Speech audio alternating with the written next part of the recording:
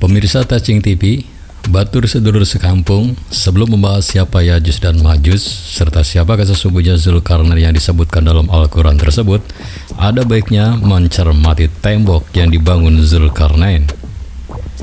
Sekitar 50 km di utara Beijing, ada sebuah desa di kaki bukit bernama Badaling. Dari tempat ini, para turis atau wisatawan dari berbagai belahan dunia memasuki pintu gerbang menuju tembok besar Cina atau The Great Wall. Pandangan dari atas tembok sangat indah. Tembok sepanjang 6.000 km itu konon bisa terlihat dari bulan. Banyak orang menyangka itulah tembok yang dibuat oleh Zulkarnain dalam surat Al-Kahfi. Dan yang disebut Yajuj dan Majuj adalah bangsa Mongol dari utara, merusak dan menghancurkan negeri-negeri yang mereka taklukkan. Syekh Hamdi bin Hamzah Abu Zaid, seorang penulis dan peneliti tentang tembok Zulkarnain, meyakini bahwa tembok yang dibangun Zulkarnain adalah tembok Cina tersebut. Hal ini kemudian dituangkan dalam sebuah buku yang telah diterjemahkan ke dalam bahasa Indonesia dengan judul Mengungkap Misteri Perjalanan Zulkarnain ke Cina, Munculnya Yajuj dan Majuj di Asia. Buku ini diterbitkan pada Maret 2007 yang lalu. Di dalam bukunya, Syekh Hamdi sangat yakin dan tanpa ragu menyatakan bahwa tembok Cina adalah tembok yang dibangun Zulkarnain.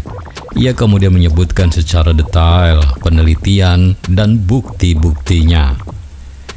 Namun, jika dilihat secara fisik, terdapat perbedaan yang sangat jelas antara tembok yang dibangun Zulkarnain dengan tembok Cina. Pertama, tembok Cina terbuat dari susunan batu bata, sedangkan dalam Al-Quran disebutkan tembok Zulkarnain terbuat dari tumpukan besi yang kemudian dicampur dengan tembaga.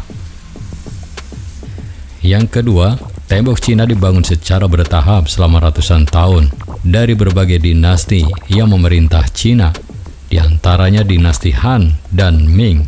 Sementara itu, penjelasan Al-Quran tembok itu dibangun oleh suku bangsa yang meminta pertolongan kepada Zulkarnain. Dan setelah selesai, Zulkarnain menyatakan bahwa tembok itu tidak akan bisa dilewati dan dilubangi oleh Yajuj dan Majuj. Ketiga, dalam Al-Kahfi ayat 86, ketika bertemu dengan suatu kaum di barat, Allah berfirman kepada Zulkarnain yang memerintahkan terserah kepadanya mau diapakan kaum itu. Artinya, Zulkarnain mendapatkan wahyu dari Allah, sedangkan para raja Cina tidak. Dengan demikian, apakah benar tembok Cina itu disebut sebagai tembok yang dibangun Zulkarnain? Berbeda dengan penjelasan Syekh Hamdi bin Hamzah Abu Zaid, Abdullah Yusuf Ali dalam tafsir The Holy Quran menulis bahwa di distrik Hisar, Uzbekistan sekitar 240 km di sebelah tenggara Bukhara, ada celah sempit di antara gunung-gunung batu.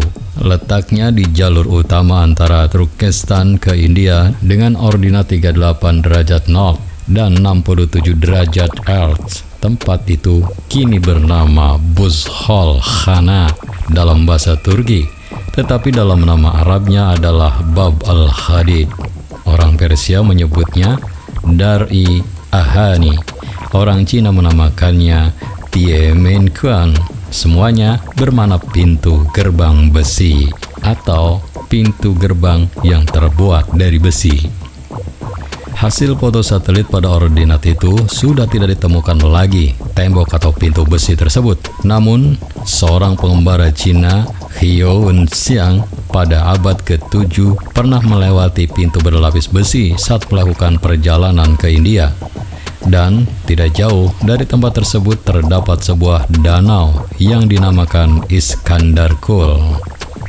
Pada tahun 842, Khalifah Basyah Al-Wasik Billah mengutus tim ke gerbang tersebut yang dipimpin oleh Salam. Hasilnya, tim ekspedisi ini masih menemukan gerbang di antara gunung-gunung itu selebar 137 meter, tapi ada pula yang menyebutnya 150 meter.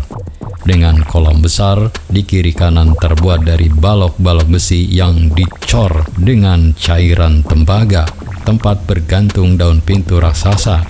pada Perang Dunia Kedua, konon Winston Churchill, pemimpin Inggris, mengenali gerbang besi itu.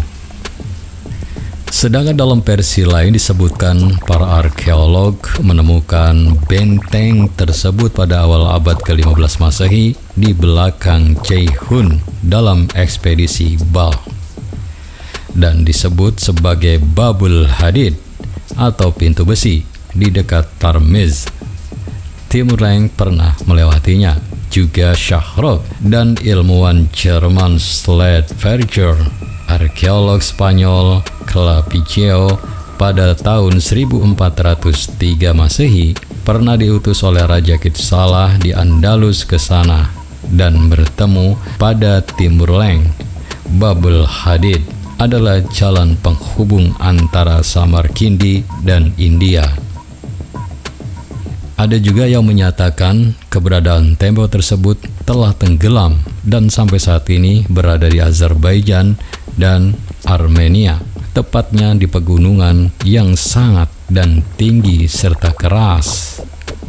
Ia berdiri tegak seolah-olah diapit oleh dua buah tembok yang sangat tinggi.